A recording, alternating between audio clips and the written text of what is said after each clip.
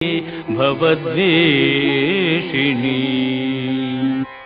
భగవద్గీత మహాభారతము యొక్క సమగ్ర సారాంశము. భక్తుడైన అర్జునునకు అనర్చిన ఉపదేశమే గీతా సారాంశము. భారత యుద్ధము జరగరాదని సర్వవిధములా భగవానుడు ప్రయత్నించెను. కాని ఆ మహానుభావుని ప్రయత్నములు వ్యర్థములాయను. అటు పిమ్మట శ్రీకృష్ణుడు పార్థునకు సారథి అయి నిలిచెను.